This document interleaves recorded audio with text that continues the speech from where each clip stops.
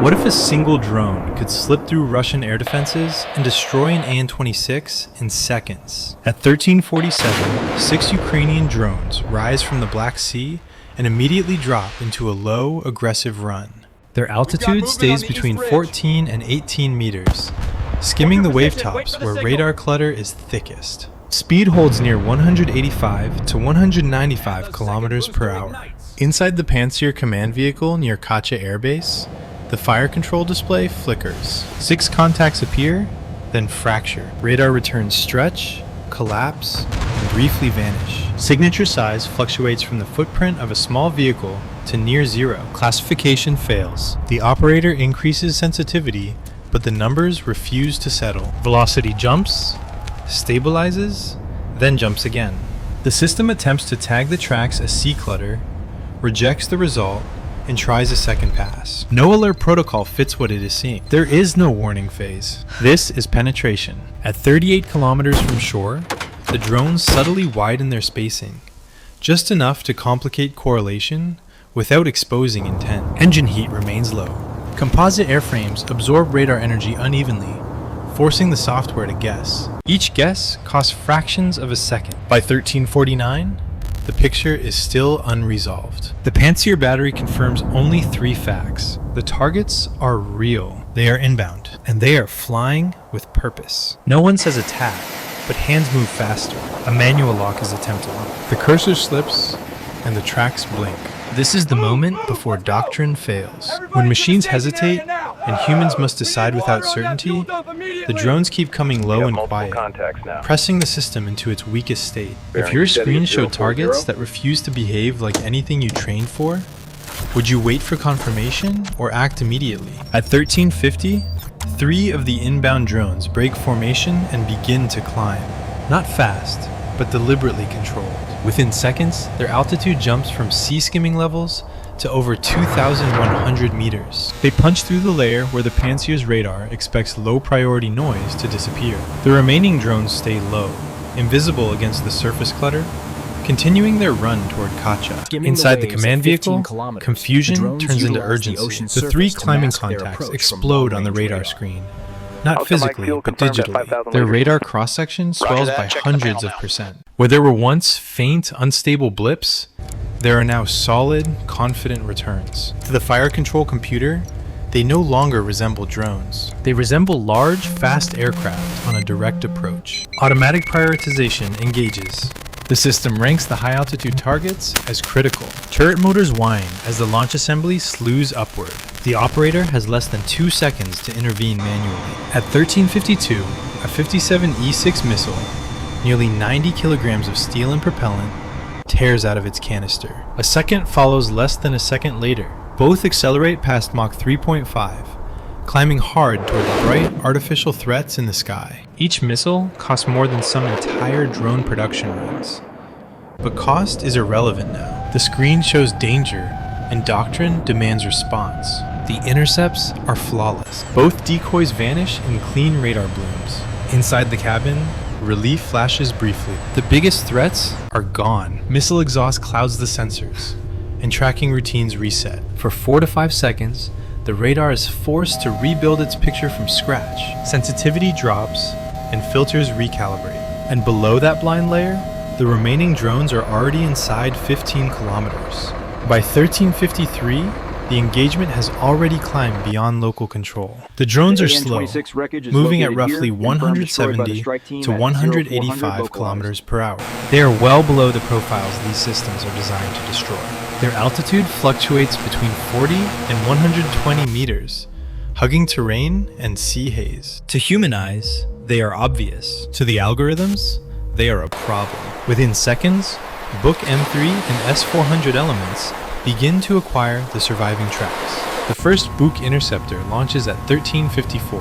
Its radar illuminator sweeps between 2 targets, updating guidance in bursts of roughly 0.5 seconds. Each gap is small, but in that gap, the drones change everything. They climb, dip, and yaw without pattern, shifting 20 to 30 meters between updates. The missile bleeds energy, correcting its path. At 8 kilometers, it detonates in empty air. The S-400 engages next. A 48 N-6 class missile, over 7 meters long, accelerates past Mach 5 within seconds. It is built to destroy aircraft at altitude, not objects creeping along the surface. The fire control computer expects the target to move far between radar sweeps. It doesn't. The filter flags the contact as static interference, then hesitates. Guidance degrades. One drone is destroyed indirectly, shattered by the shockwave of a near miss. Another passes untouched, as the missile is unable to turn tightly enough at that speed. The sky fills with contrails that lead nowhere. By 1356, the unthinkable is clear. The outer shield has fired, missed, and exposed its limits, and the drones are still inbound. At 1356, the battlefield enters its most dangerous phase, not because of firepower, but because of silence. After multiple launches, the defensive network begins to reorganize. Radars retune, filters reset, and track histories are rebuilt from fragments. For the systems involved, this process is routine. It takes 3 to 6 seconds. In conventional air defense, that delay is negligible. In drone warfare, it is fatal. Below the recalibration layer, the surviving UAVs exploit the pause. Their altitude drops back under 60 meters, some descending to barely 25 meters above the surface. Speed holds steady near 180 kilometers per hour. Fast enough to close distance, slow enough to stay buried in clutter. They no longer fly as a group. Spacing opens aggressively, hundreds of meters apart, forcing every sensor to choose what to follow and what to lose. The Pantsir battery regains partial vision at 1357, but the picture is worse than before. 4 confirmed targets now sit inside 12 kilometers. The system can track all of them, but it cannot engage all of them. Pantsir's limitation is not detection, it is geometry. Only 2 fire channels are available. Every engagement locks the system into a narrow cone, leaving other approaches exposed. The operator selects targets instinctively. Center mass, highest closing rate. Turret drives strain as they pivot back and forth, trying to compress time that no longer exists. Missile reload timers flash. 9 to 11 minutes are required for a full resupply. That information sits on the screen. Ignored. There is no room to think beyond the next trigger pull. By 1358, the drones are no longer approaching. They are arriving. The engagement envelope collapses inward. The defenses are still active, still firing, still calculating. But the gap has already done its work. The outer layers have spent their advantage. The inner layer is overloaded, and the distance to the base is shrinking faster than the systems can adapt. By 1358, the problem is no longer missiles or drones. It is coordination. Inside the Pantsir vehicle, the operator pushes for support from every available layer. Data links are active, but the picture they carry is unstable. Tracks overlap, timestamps drift, and confidence values drop below acceptable thresholds. Automated handoff fails. The system requests human confirmation. That is where the delay begins. Target information is passed by voice to adjacent batteries. Bearings are read aloud, and distances are repeated. Corrections follow corrections. In the space of 20 to 30 seconds, 3 different reference points are debated. Each clarification costs time. Each pause allows the drones to close another 900 to 1,100 meters. This is not incompetence. It is physics and pressure. Modern air defense assumes seamless digital flow. When that flow fractures, it falls back on people. People train to double check, not to guess. But drone warfare does not wait for certainty. By the time agreement is reached, the geometry has already changed. One Pantsir launcher attempts to reassign its remaining missiles. Another system holds fire, waiting for confirmation that never arrives. A Buk operator sees the targets briefly, then loses them behind clutter and masking terrain. No single unit has the full picture anymore. At 1359, the engagement zones overlap without coordination. Fire is possible, but risky. Missiles launched now could cross paths, confuse seekers, or waste the last interceptors on low-value angles. Command hesitates, not because it doubts the threat, but because it cannot prioritize it. The drones exploit the chaos. They maintain altitude discipline, staying just below clean radar coverage. Their spacing widens again, forcing each battery to face a different problem. What was once a layered defense is now a collection of isolated decisions. For the first time, The defenders understand the scale of the failure. They are still armed. They are still active, but they are no longer synchronized. And in modern warfare, desynchronization is defeat. At 1359, only one drone remains on the primary approach vector.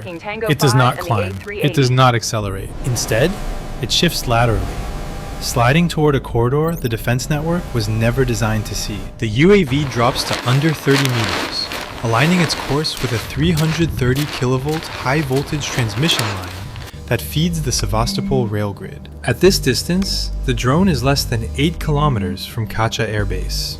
The environment changes everything. High voltage lines ionize the air around them. The corona effect floods the spectrum with electromagnetic noise, turning clean radar returns into static. For the sensors, the corridor becomes a wall of interference. Tracking confidence collapses. Filters overcorrect. The drone vanishes, reappears, then vanishes again. A manual intercept is attempted.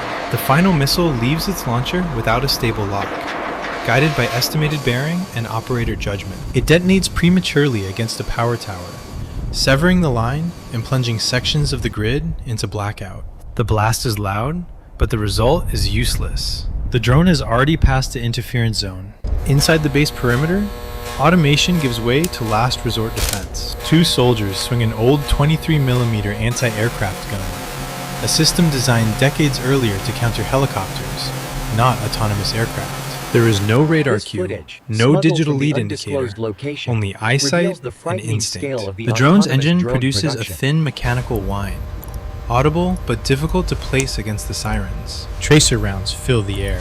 The firing rate spikes to nearly 2,000 rounds per minute. The drone does not evade. It does not flinch. It flies straight through gaps measured in meters. Ammunition drains in seconds, and the guns fall silent. At 1,500 meters from the runway threshold, the UAV transitions. Inertial navigation shuts down.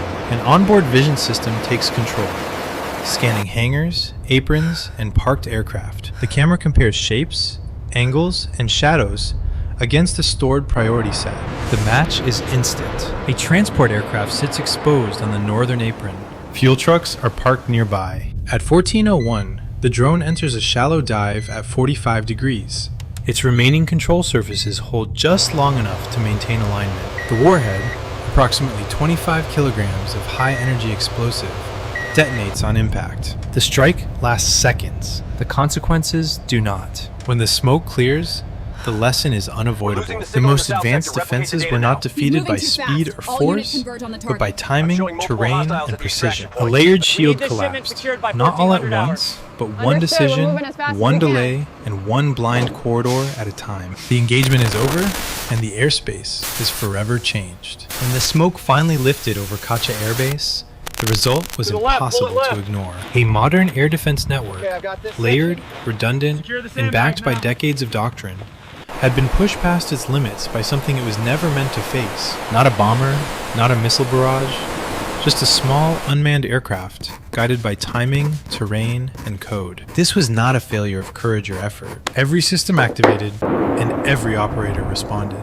Missiles launched, guns fired, and commands were relayed. Yet the outcome was decided elsewhere. In the seconds lost to hesitation, in algorithms trained for the wrong threats, and in the assumption that speed and size always equal danger. The An-26 did not fall because defenses were absent. It fell because defenses were overconfident. What this attack revealed is uncomfortable. Modern warfare no longer rewards the side with the biggest radar or the fastest interceptor.